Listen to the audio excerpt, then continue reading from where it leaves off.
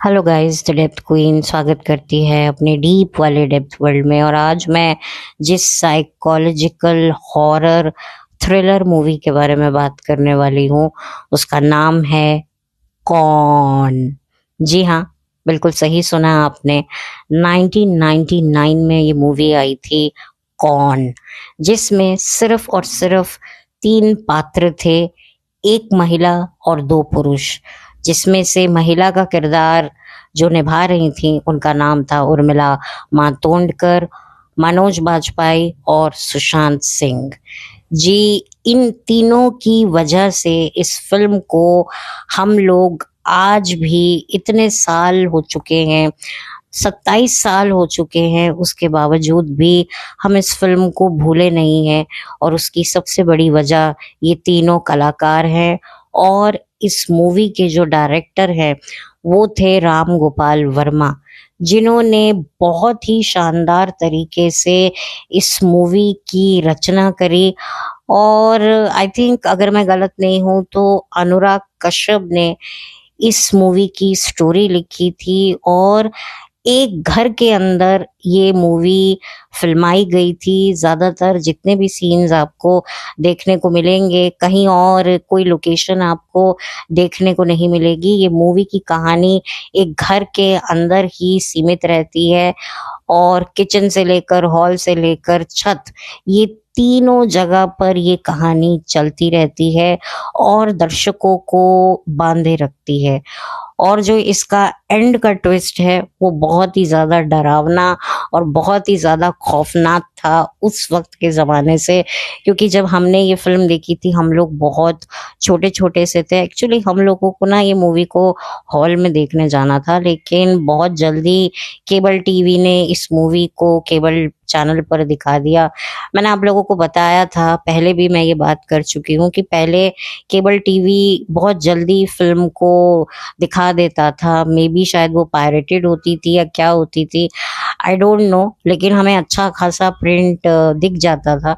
Film को release हुए हुए ज़्यादा वक्त भी नहीं होता था और फिल्म केबल टीवी पे आ जाती थी। और हम लोगों के लिए तो इतना वो खुशी की रात होती थी कि अरे, नई पिक्चर केबल टीवी पे आ रही है। क्योंकि एक तो सैटेलाइट चैनल होते थे और दूसरा केबल टीवी का अपना खुद का चैनल होता था, जिसके पास एक्सेस होता था कि वो अपनी पसंद की फिल्म सुबह, दोपहर और रात को दिखा सके। तो ये हमारे लिए बहुत बड़ा दिन था वो, और बहुत ही ज़्यादा डरावनी रात में तब्दील हो गई। क्योंकि जब ये फिल्म हमने देखनी शुरू की तो बड़ी एक्साइटमेंट के साथ, और जैसे जैसे फिल्म का एंड सामने आया हम लोग डर गए थे। और इतने डर गए थे ना कि रात में भी हमें उर्मिला ही दिखाई दे रही थी। आप लोगों को पता ही होगा इस फिल्म की कहानी क्या है, कि एक लड़की अकेली एक घर में रह रही होती है और कैसे मनोज बाजपेयी उस घर में एंटर कर जाते हैं, और उनके साथ ही साथ फिर एंट्री हो जाती है सुशांत सिंह की। तो बहुत ही दिलचस्प तरीके से इसे बनाया गया था, फिल्माया गया था। और मैं आपको बता दूं कि इस फिल्म को दूसरी भाषाओं में भी डब किया गया, जिसमें से एक जापानीज भाषा थी और एक साउथ की भाषा थी। और सन 2010 में इसका रीमेक बनाया गया था। आई थिंक वो भी एक साउथ की लैंग्वेज में थी। आई थिंक उस मूवी का नाम द शॉक था, जो सन 2010 में इसी कहानी को लेकर दूसरी लैंग्वेज में बनाई गई। जैसे कि साउथ की मूवीज का हम ऑफिशियली हिंदी रीमेक करते हैं, वैसे ही इस मूवी का भी रीमेक हुआ। और ये बहुत बड़ी बात थी। और मैं बता दूं, सिर्फ 15 दिन के अंदर इस मूवी की शूटिंग कंप्लीट हुई थी। और मतलब इसमें ना ही कोई हाई प्रोफाइल कॉस्ट्यूम्स थे, ना ही कोई सेट था, जैसे कि मैंने कहा। और जब मैं ये मूवी उस वक्त भी देख रही थी ना, मुझे कहीं ना कहीं ऐसी फीलिंग आ रही थी कि मैं कोई स्टेज, पहले लोग स्टेज शोज देखने जाते थे ना, क्या बोलते हैं, थिएटर जो होता था एक स्टेज पर रंगमंच, पहले लोग सिनेमा घर के अलावा भी रंगमंच थिएटर जाया करते थे। जो आर्टिस्ट जो होते थे वो स्टेज पर परफॉर्म करते थे, कहानी स्टेज पर ही फटाफट कॉस्ट्यूम्स चेंज हो रहे हैं, सेट में तब्दीली आ रही है। तो बिल्कुल ऐसा ही मुझे उस वक्त ये फील हुआ था कि हम एक कोई स्टेज शो देख रहे हैं, स्टेज पर कोई कैरेक्टर है, कोई प्ले देखने गए हैं। हाँ, ये प्ले नाम सही रहेगा कि जैसे थिएटर में आप प्ले देखने जाते हैं, थिएटर में मूवी देखने जाते हैं और एक थिएटर होता है स्टेज का जिसपे आप लोग एक स्किट देखते हैं, प्ले देखते हैं। तो वैसी ही कुछ फीलिंग आपको इस मूवी को जब देखेंगे तब वो फील होगा, और मुझे उस वक्त भी हुआ था और आज भी मेरे लिए बिल्कुल ये मूवी वैसी ही फीलिंग देती है। माय गॉड उर्मिला, मतलब मैं एक बात जरूर कहना चाहूंगी कि जब तक उर्मिला जो थी वो राम गोपाल वर्मा के कैंप में थी ना, ना ही उनको, मैं ये बिल्कुल नहीं कहूंगी कि जैसे कि आज उर्मिला काफी सालों से बड़े पर्दे पर गायब हैं। मैंने उर्मिला के लिए डेडिकेटेड एक पॉडकास्ट भी काफी समय पहले, शुरुआती अपने जब मैंने ये चैनल स्टार्ट किया था, मैंने तब उनके लिए डेडिकेटेड पॉडकास्ट बनाया था। उर्मिला को ध्यान में रखकर उनके अचीवमेंट्स, उनके टैलेंट को मैंने अप्रिशिएट किया था। और आज एक बात मैं ज़रूर कहना चाहूँगी कि जब तक वो राम गोपाल वर्मा के साथ थी, उन्हें अच्छे रोल्स मिलते थे और उन्हें एक अच्छा प्लेटफॉर्म राम गोपाल वर्मा की फिल्मों में मिलता था अभिनय दिखाने में, चाहे वो ग्लैमर हो, अभिनय हो। आप देखेंगे कि जितनी बेहतरीन फिल्में उर्मिला के करियर में हैं वो ज़्यादातर राम गोपाल वर्मा के द्वारा निर्देशक की हुई हैं, उनके प्रोडक्शन में है। आप भूत फिल्म को क्यों भूल जाते हैं? भूत फिल्म भी राम गोपाल वर्मा की थी और उर्मिला को इसके लिए एक स्पेशल अवार्ड भी दिया गया था फिल्म की तरफ से, जो कि एक बहुत बड़ी बात थी। और उर्मिला ने अपनी पूरी जान लगा दी थी, और उर्मिला का वो परफॉर्मेंस हम कैसे भूल सकते हैं जो उन्होंने प्यार तूने क्या किया मूवी में निभाया था, जिसमें वो एक साइको लवर लड़की का किरदार निभाया था जो वन साइडेड लव करती हैं एक शादीशुदा आदमी से, जिनका किरदार निभाया था फरदीन खान ने। और वो गाना कमबख्त इश्क है जो आज भी जब बजता है ना, तो कसम से इग्नोर करने का तो बिल्कुल मन नहीं करता। आज भी मेरी प्लेलिस्ट में कमबख्त इश्क का रीमिक्स है, जो फिल्माया था फरदीन और उर्मिला पर, जो कि उस वक्त का बहुत ही पॉपुलर चार्ट बस्टर सॉन्ग होता था और देखने में भी काफी अच्छा था। और मतलब आज जिस तरीके से जो चीज़ें फिल्माई जाती हैं उस वक्त के हिसाब से बहुत ही ग्लैमराइज भी था और देखने लायक था। पहले जो गाने बनते थे, इवन रीमिक्स भी बनते थे, जैसे भी चीज़ें बनती थी उसे आप फैमिली के साथ फिर भी बैठ करके देख सकते थे। अब तो ऐसा बनता है कि अकेले में भी देखने का मन नहीं करता। खैर, मैं ये बातें ऑलरेडी बहुत बार कह चुकी हूँ। तो उर्मिला का लाजवाब परफॉर्मेंस, मनोज बाजपेयी जो उन्होंने टेलीविजन से अपने करियर की शुरुआत करते करते करते करते आज ओटीटी पर कमाल मचा रहे हैं, धमाल मचा रहे हैं।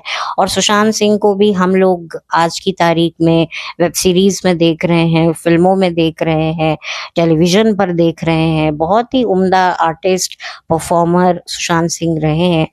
तो वही वाली बात होती है ना कि जरूरी नहीं होता कि तीन तिगाड़ा काम बिगाड़ा। कभी कभी तीन लोग बेहतरीन कलाकार जब मिलते हैं तीन, तो मतलब कर देते हैं पर्दे को रंगीन। ये वो वाली बात हो गई। और बिल्कुल आपकी नज़र हटेगी नहीं कि भाई किसके परफॉर्मेंस को देखा जाए, किसके परफॉर्मेंस को इग्नोर किया जाए। और ये मूवी उस वक्त भले ही फ्लॉप हो गई थी, लेकिन आज की तारीख में अगर आप इसे देखेंगे तो ये कल्ट कल्ट मैं कहूँगी, हॉरर साइकोलॉजिकल थ्रिलर इसे कहा जाता है। आज मतलब जो हमारे ज़माने के जो लोग हैं वो आज भी इस मूवी को याद करते हैं और जब भी कभी सोशल मीडिया पर एक सीन भी आ जाता है तो पलटकर ज़रूर देखते हैं, अरे ये तो वही मूवी है ना, कौन, उर्मिला की, कि कैसे वो घर में अकेली लड़की होती है, डर रही होती है और दो अनजाने लोग घर में घुस आते हैं, तो क्या होता है, क्या उर्मिला बचेगी या उर्मिला मरेगी? ये अगर आपको जानना है, देखना है, और अभी तक जिन्होंने इस मूवी को नहीं देखा है, मैं उन्हें रेकमेंड करूंगी कि ये मूवी ज़रूर देखें। और सबसे बड़ी बात है, इस मूवी में कोई भी गाना नहीं है, बैकग्राउंड म्यूजिक है जो दिया था उस वक्त के बहुत ही ज़्यादा, मतलब पॉपुलर कह लो, लेकिन मैं उनको एक अंडररेटेड म्यूजिक डायरेक्टर कहूंगी, जिसका नाम है Sandeep, I think Chowta, yes Sandeep Chowta. I hope कि मैं नहीं, मतलब सही नाम ले रही हूँ, नहीं नहीं सही नाम ले रही हूँ, संदीप चौटा, यस। उन्होंने बहुत सारे राम गोपाल वर्मा के साथ प्रोजेक्ट्स किए हैं, और राम गोपाल वर्मा की जो मूवीज के गाने होते थे वो भी बड़े जबरदस्त होते थे। हम खल्लास गाने को कैसे भूल सकते हैं, जिसको आशा भोसले जी ने अपनी आवाज दी थी, और ईशा कोपेकर ने अपने किलिंग्स अंदाज दिए थे, किलिंग मूव्स, किलिंग अंदाज उस गाने में दिखाए थे, जिससे उन्हें खल्लास गर्ल का टाइटल मिल गया था। जो कंपनी मूवी थी जिसमें थे विवेक ओबरॉय, और विवेक ओबरॉय ने इसी मूवी से अपना डेब्यू किया था। वो बात अलग है कि उनकी कुछ वक्त की फेम थी, लेकिन जो भी फेम थी उसकी शुरुआत राम गोपाल वर्मा की मूवी कंपनी से ही की गई थी। और राम गोपाल वर्मा की चाहे मस्त मूवी का गाना हो कि रुकी रुकी सी जिंदगी झट से चल पड़ी, तो अगर आप संदीप चौटा का भी म्यूजिक सफर को थोड़ा सा रिसर्च करें तो आपको लगेगा कि 90s के अर्ली अर्ली 2000 के कितने ऐसे गाने हैं जो वाकई हम लोगों को कितने पसंद थे, लेकिन हमें ये नहीं पता था कि उनके म्यूजिक डायरेक्टर कौन है, क्योंकि उस टाइम पर A R रहमान, जतिन ललित, अनु मलिक, बहुत सारे ऐसे म्यूजिक डायरेक्टर थे, आदेश श्रीवास्तव, और मतलब कि बहुत सारे ऐसे म्यूजिक डायरेक्टर थे जो बहुत ज्यादा हावी रहते थे। और जतिन ललित ने तो 90s में काफी अच्छा अपना परफॉर्मेंस दिया है। नदीम श्रवण साहब को हम कैसे भूल सकते हैं, आनंद मिलन, ये ऐसे जोड़ियां थी म्यूजिक इंडस्ट्री की जो बहुत ज्यादा हावी रहती थी। लेकिन एक ऐसे वक्त में संदीप चौटा ने लेट 90s में अपने करियर की शुरुआत की थी, और उनके गाने अगर आप देखें, चेकलिस्ट अपनी अगर बनाए, प्लेलिस्ट बनाए, तो एक एक गाना जो संदीप चौटा ने जो दिया है वो काबिल तारीफ है। एक और उनका गाना था जो बड़ा फेमस हुआ था, सब गंदा है पर धंधा है, ये गाना भी संदीप चौटा ने ही बनाया था। और बहुत सारे गाने हैं, मुझे अभी याद नहीं आ रहे हैं। एंड ऑफ कोर्स अगर मैं गलत नहीं हूँ तो प्यार तूने क्या किया का कमबख्त देश को या टाइटल सॉन्ग हो, उसके म्यूजिक डायरेक्टर भी शायद यही थे। तो उन्होंने इस मूवी का म्यूजिक दिया था, और अब मे बी वो दूसरी रीजनल लैंग्वेज के लिए काम करते हों, लेकिन हिंदी फिल्म के लिए बहुत समय तक उनको अभी मैं नहीं देख पा रही हूँ कि किसी मूवी में उनका म्यूजिक है। हालांकि अब अच्छा म्यूजिक आता नहीं है तो म्यूजिक के बारे में जानने का मन नहीं करता था। पहले तो हम लोग बकायदा देखा करते थे म्यूजिक किसने दिया है, गाने किसने लिखे हैं, पहले हमें लिरिसिस्ट, म्यूजिक डायरेक्टर सबके नाम याद होते थे, गुलजार साहब, आनंद बख्शी, रानी मलिक, बहुत सारे ऐसे हैं, समीर, और मतलब देव कोहली। ये देखिए मुझे अभी भी कुछ गीतकारों के नाम याद है, जावेद अख्तर, उनका नाम कौन भूल सकता है। तो हमें याद थे। आज अगर आप मुझसे पूछेंगे आज की तारीख के संगीतकार या गीतकार कौन है, तो मुझे बिल्कुल भी नाम नहीं पता। तो वो क्योंकि गाने इतने खूबसूरत होते थे कि जानने का मन करता था कि भाई किसने दिया है म्यूजिक, किसने गाने लिखे हैं। अब आपको पता ही है म्यूजिक कैसा है, मतलब इतने गानों में से कोई एक गाना अगर पसंद आ भी गया तो वो इतना पसंद नहीं आएगा कि मैं उसे 10 साल बाद भी सुनना चाहूंगी। आप सोचिए ना कि मैं हूं तो 2026 में, लेकिन मैं गाने सुनती हूँ 2006 के या 96 के। तो आप ये देखिए ना कि मतलब ये वो म्यूजिक हुआ करता था जो इतने साल बाद भी हम उसको याद करते हैं, उसको सुनना चाहते हैं। लेकिन अब के जो गाने हैं वो 10 साल बाद भी हमें याद रहेंगे। मुझे तो अभी याद नहीं रहते, 10 साल तो बहुत दूर की बात है। इवन 2016 में भी जो गाने बना करते थे मुझे वो भी थोड़े थोड़े याद हैं। लेकिन अब 2026 के बाद जब 2036 आएगा, 2036 ही आएगा ना तो मुझे पता नहीं 2026 का कोई गाना याद भी होगा या नहीं। खैर वो तो जब क्या होगा मुझे नहीं पता, मुझे बिल्कुल नहीं पता आने वाले साल कैसे रहेंगे, क्या होगा, मेरा यूट्यूब चैनल कब तक रहेगा, मैं कैसे रहूंगी, मुझे कुछ नहीं पता। लेकिन मैं एक एग्जाम्पल के तौर पर बात कर रही हूँ। तो खैर ये मूवी है जो यूट्यूब पर अवेलेबल है, आप चाहें तो इसको जरूर देखिएगा। पूरी साइकोलॉजिकल थ्रिलर हॉरर मूवी है ये, और डेफिनेटली राम गोपाल वर्मा के लिए बड़ा बुरा लगेगा। कहाँ गए वो दिन जब राम गोपाल वर्मा अच्छी फिल्में बनाया करते थे, चाहे वो हॉरर हो, रोमांटिक हो, उनकी हर फिल्म में एक हटके अंदाज होता था जिसे हम आज भी मिस करते हैं। वो बात अलग है कि फिर उनकी फिल्में धीरे धीरे बहुत आउट ऑफ द बॉक्स होने लगी, और उर्मिला मातोंडकर भी उनके प्रोडक्शन से, उनकी लाइव से चली गई, तो और भी ज्यादा उनका नुकसान हुआ। और उर्मिला का भी मुझे लगता है नुकसान हुआ। कुछ ऐसे लोग होते हैं ना, जब मिलते हैं ना तो मतलब बहुत अच्छी उनकी ट्यूनिंग बैठती है और वो बहुत अच्छा काम करते हैं, लेकिन ड्यू टू सम रीजन कुछ भी लाइफ में परमानेंट तो होता नहीं है। चाहे वो दोस्ती हो, प्रोफेशनल फ्रेंडशिप हो या पर्सनल फ्रेंडशिप हो, हर किसी की एक टाइमलाइन होती है, हर किसी की एक एक्सपायरी डेट होती है। और इस वजह से जब तक ये दोनों साथ में थे, इनका कुछ अच्छा संजोग था, इत्तेफाक कह लो, कुछ भी कह लो, कि इन्होंने मिलकर बहुत अच्छा अच्छा काम किया। लेकिन फिर इनके बीच में जो भी इश्यूज आए, प्रॉब्लम आए, कहने वाले तो इनके और उर्मिला के बीच के रिश्तों के बारे में बहुत कुछ कहते हैं। अब वो कितना सच्चा है कितना झूठ है मुझे नहीं पता, लेकिन मैं अगर इन्हें प्रोफेशनल फ्रेंड से जज करूं तो इन्होंने बहुत अच्छा काम किया है, जिसके लिए मैं इन्हें हमेशा अप्रिशिएट करती रहूंगी। और इनके गाने हम आज भी सुनते हैं। उर्मिला को रंगीला गर्ल का टाइटल भी इन्हीं की मूवी, राम गोपाल वर्मा की मूवी रंगीला से ही मिला था उर्मिला को। तो उर्मिला के करियर को एक मुकाम जो बनाया है उर्मिला ने, उसमें सबसे ज्यादा हाथ इन्हीं का है, राम गोपाल वर्मा जी का ही है। वो बात अलग है कि अब वो बिल्कुल अलग थलग हो गए हैं। ज्यादातर वो ट्विटर, जिसे आज की तारीख में एक्स कहा जाता है, उसमें ज्यादा वो दिखते हैं। और जो भी उनकी पर्सनल लाइफ रही हो वो एक अलग बात है, लेकिन उनका काम आज भी हम लोग देखते हैं, याद करते हैं और हैरान होते हैं कि ये राम गोपाल वर्मा ने बनाया है, जो बहुत ज्यादा एक वक्त पे क्रिटिसाइज होते थे। लेकिन उनकी कुछ अच्छी बनाई हुई पेशकश भी है जिसको हम इग्नोर नहीं कर सकते, और ये पेशकश भी उनमें से एक है जिसके बारे में मैं आप लोगों से आज बात करने आई हूँ। तो बहुत ही डिफरेंट ये मूवी थी, और इसे बहुत अच्छे से लिखा गया, बनाया गया, दर्शाया गया, बट अनफॉर्चुनेटली ये मूवी चली नहीं।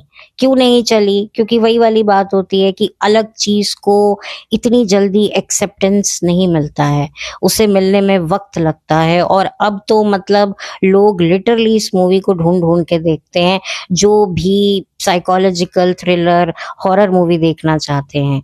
हालांकि राम गोपाल वर्मा ने बहुत सारी हॉरर फिल्में बनाई हुई हैं, लेकिन भूत और ये मूवी और कुछ और मूवी भी हो सकती हैं जो पॉपुलर रही हो, चली हो, लेकिन इस मूवी का कोई जवाब नहीं है। और ये मूवी आप अपनी फैमिली के साथ भी बैठकर देख सकते हैं। इसमें किसी भी तरह की कोई अश्लीलता बिल्कुल नहीं है। पूरी टू द पॉइंट ये मूवी आपको बांधे रखेगी। और परफॉर्मेंस का रेट तो मैं क्या करूं, तीनों को मतलब 100 आउट ऑफ 100 मैं दूंगी। डायरेक्शन को 100 आउट ऑफ 100, टेक्नीशियन टीम को भी मैं फुल मार्क्स देना चाहूंगी। पूरी मूवी मेरे लिए बहुत बढ़िया मूवी है। और डेफिनेटली ऐसी मूवीज के लिए बहुत बड़ा चैलेंज होता है जिसमें न गाने हैं, कम कैरेक्टर्स हैं, कोई ज्यादा तामझाम नहीं है, सिर्फ कहानी पर फोकस रखना है। तो ये बहुत बड़ा चैलेंज था जिसे राम गोपाल वर्मा ने बड़ी ही बेहतरीन तरीके से दिखाया। बट अनफॉर्चुनेटली उस टाइम पर हम उनके इस मेहनत को, उनके इस एफर्ट को हमने अप्रिशिएट नहीं किया, क्योंकि शायद तब हम लोगों को रियल सिनेमा को हम लोग समझते ही नहीं थे। वो मतलब एक फिल्म में बहुत सारे स्टार्स हों, बहुत सारे गाने हों, विलन हो, रोमांटिक डायलॉग्स हों, तो वही मूवी मूवी लगती थी। ये कैसी मूवी है, इसमें ना कोई रोमांटिक डायलॉग है, ना मतलब कोई फन है, ना कुछ है। बस ये मूवी आपको स्ट्रेस ही दे रही है। कोई भी ऐसा मोमेंट नहीं है जिसमें आप स्ट्रेस फील नहीं कर रहे हो। तो मे बी शायद उस वक्त की ऑडियंस रेडी नहीं थी, लेकिन आज ऑब्वियसली आज की ऑडियंस तो ढूंढ ही रही है कुछ नया, कुछ अलग। तो डेफिनेटली मैं उन्हें रिकमेंड करूंगी कि ये मूवी अगर आप लोगों ने अभी तक नहीं देखी है तो प्लीज़ जाइए, देखिए, एंजॉय कीजिए, और प्लीज़ मुझे बताइए आपको ये मूवी कैसी लगी। मैंने तो ये मूवी देखी थी और देखने के बाद रात में बड़ा ही डर लगा था, क्योंकि बहुत ही अनएक्सपेक्टेड एक चीज़ हमने इस मूवी में देखी जो शायद हमने एक्सपेक्ट नहीं करी थी। और यही इस मूवी की सबसे बड़ी जीत मैं मानती हूँ कि क्लाइमैक्स ऐसा हो जो आपकी कल्पना से भी परे हो।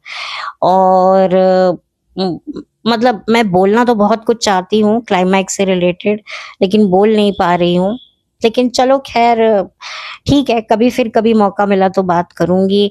और इस मूवी के माध्यम से एक मतलब आप कह सकते हैं कि उर्मिला ने हमेशा अच्छे डिफरेंट परफॉर्मेंसेस दिए हैं, और मैं भी कहीं ना कहीं उर्मिला को एक अंडररेटेड एक्ट्रेस मानती हूँ कि उनमें बहुत पोटेंशियल था, और उनके पोटेंशियल को सिर्फ शायद राम गोपाल वर्मा ने ही समझा। अनफॉर्चुनेटली दूसरे डायरेक्टर्स ने नहीं समझा। शायद यही वजह है कि राम गोपाल वर्मा के कैंप से निकलने के बाद उनको इतनी अच्छी फिल्में नहीं मिली जिससे उनको वापस से वो चार्म हासिल कर पाए जो उन्होंने राम गोपाल वर्मा के साथ में रहकर चार्म हासिल किया था। तो ये एक गलत सिचुएशन हो गई। देखिए, हर किसी को मतलब हर किसी की लाइफ अलग होती है कि भाई हम अलग हो जाएंगे तो मुझे और अच्छी अपॉर्चुनिटीज मिलेंगी, और कुछ लोगों को मिलती भी हैं और कुछ लोगों को नहीं मिलती हैं। लेकिन ठीक है, हर आर्टिस्ट का पूरा हक है नए नए लोगों के साथ काम करना, नए कैंप के साथ जुड़ना। तो मैं यहाँ पर उर्मिला को बिल्कुल भी गलत नहीं कहूँगी। और अगर उनके कुछ पर्सनल रिलेशन भी थे और उसके चलते भी उन्होंने डिसीजन लिया तो ये कम्प्लीटली फाइन है, ये बिल्कुल ठीक है। जो भी है वो उनका डिसीजन है। और आज उर्मिला वापस से कमबैक करने की सोच रही हैं, कर रही हैं, और अब वो वापस से सिंगल हो गई हैं। डिवोर्स उनका मैंने सुना था, वो सेपरेटेड हो गई हैं। वो ऑफिशियली उनका डिवोर्स हुआ है नहीं हुआ है वो मुझे नहीं पता, लेकिन डेफिनेटली मैं चाहूँगी उर्मिला को अच्छे रोल करते हुए मैं उनको देखना चाहूँगी। तो इसी के साथ हाईली रिकमेंड मूवी है ये। तो आप लोग प्लीज मुझे बताइएगा। और आई थिंक वाकई ये फिल्म बहुत अच्छी है। ना ही इसमें कोई गाने हैं, ना कोई रोमांटिक सीन है।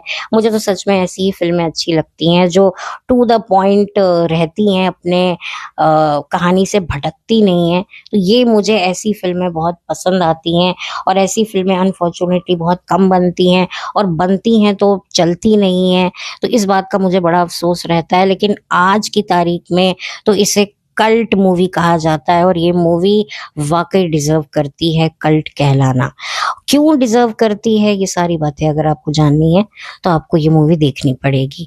मैं कुछ नहीं बोलूंगी। और तो जाइए अभी अपना यूट्यूब चलाइए और सर्च बार में कौन मूवी टाइप कीजिए, ईयर है 99, और जाकर देखिए और एंजॉय कीजिए, और मुझे ज़रूर बताइएगा आपको ये मूवी कैसी लगी। और ऑलरेडी ये मूवी देख चुके हैं तो भी मुझे बताइएगा, क्योंकि मुझे जानने का पूरा हक है, क्योंकि मैंने इस मूवी के बारे में आप लोगों से डिस्कस किया है। तो मेरा राइट बनता है कि आप लोग इस मूवी के बारे में क्या सोचते हैं, या जिस भी टॉपिक के बारे में मैं बात करती हूँ तो प्लीज़ मुझे आप लोगों की भी राय जाननी होती है। तो मुझे बताइएगा। तो चैनल पर नए हैं तो सब्सक्राइब कीजिए, वीडियो को लाइक कीजिए, लाइक की बहुत कमी है, भर भर के लाइक कीजिए। और अगर मेरा ये वीडियो आपको किसी और के साथ शेयर करने का मन कर रहा है तो ज़रूर कीजिए, मुझे कोई एतराज़ नहीं है। बहुत जल्दी मिलूंगी आपसे एक नए तरोताज़ा वीडियो के साथ, पॉडकास्ट के साथ। तो thank you so much, have a blessed day.